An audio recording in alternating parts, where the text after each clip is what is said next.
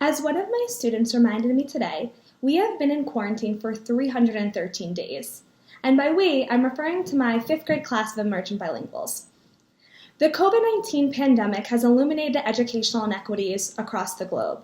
From the more visible, like unreliable access to internet and devices, to the more covert, like heightened feelings of anxiety and isolation, this pandemic has called for drastic changes in the educational sector. One group in which I feel has been underrepresented, both historically and now, is our English language learners.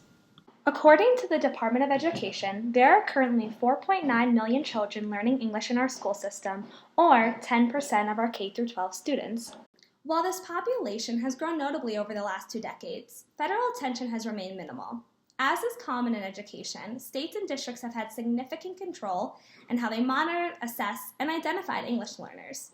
In particular, the expected parent and guardian contact seems to vary greatly across local education agencies. For that reason, I suggest an amendment to Title III of the No Child Left Behind Act. As it currently stands, schools are required to share information about a student's English proficiency levels, methods of instructions, behavioral concerns, and school events in the family's home language. However, the method in which that information is disseminated remains vague. For that reason, I suggest an annual meeting, similar to the IEP meetings mandated by the Individuals with Disabilities Act. This once-yearly meeting will allow teachers, counselors, administrators, and most importantly, guardians, the ability and the time to discuss a child as they progress through his or her language development. Research has shown time and time again that parental involvement positively affects student achievement. In fact, it has been suggested that in order for schools to produce the same academic gains without parental involvement, schools would need to spend approximately $1,000 more per student.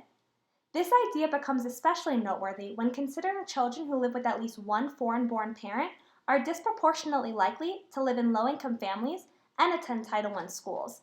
In other words, their schools cannot provide more for them financially.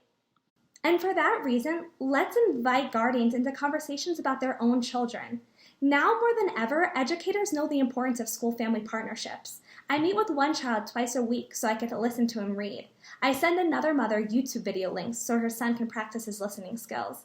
It was my relationships with families that facilitated these learning opportunities, but I don't think a child's education should be left up to the devices of a single teacher.